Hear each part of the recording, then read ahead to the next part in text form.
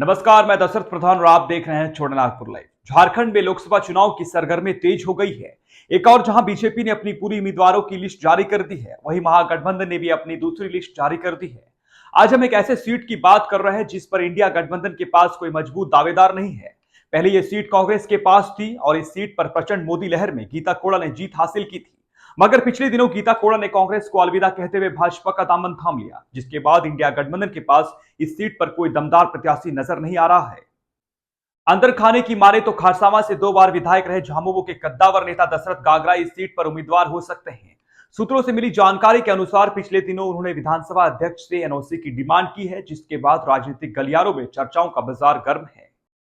दशरथ गागरा खरसावां विधानसभा seat से झामुमो के ticket पर 2 बार विधायक चुने गए हैं। खास बात यह है कि उन्होंने 2014 के विधानसभा चुनाव में सिटिंग मुख्यमंत्री अर्जुन मुंडा को हराया। उसके बाद 2019 के विधानसभा चुनाव में भी भाजपा के जवाहरलाल बनरा को हराकर खरसावां सीट पर जीत दर्ज की, जबकि अर्जुन मुंडा इसी सीट से चुनाव जीतकर 3 बार मुख्यमंत्री बने थे।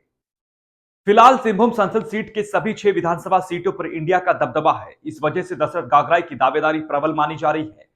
दरअसल सिंहभूम सीट पर हो जनजाति समुदाय का दबदबा रहा है। इस सीट पर गीता कोड़ा से पहले कांग्रेस के टिकट पर बागुन समराय 5 बार सांसद रहे। उसके बाद भाजपा के लक्ष्मण गिलवा ने जीत दर्ज की।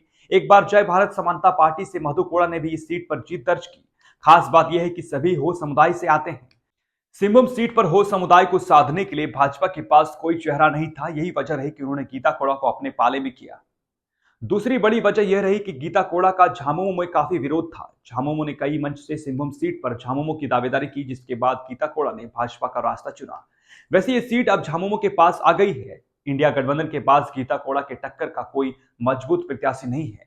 चाईबासा की 3 बार विधायक रहे दीपक बिरुवा को छोड़ कोई भी गीता कोड़ा को टक्कर देने में सक्षम नहीं होगा। दीपक बिरुवा भी वो समुदाय से आते हैं, मगर दीपक बिरुवा को अभी चंपाई कैबिनेट में मंत्री बनाया गया है।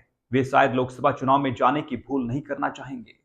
ऐसे परिस्थिति में दशरथ गागराई से बेहतर उम्मीदवार इंडिया के पास नहीं हो सकता है। दशरथ गागराई भी हो समुदाय से आते हैं और अपनी बिरादरी पर इनकी जबरदस्त पकड़ है।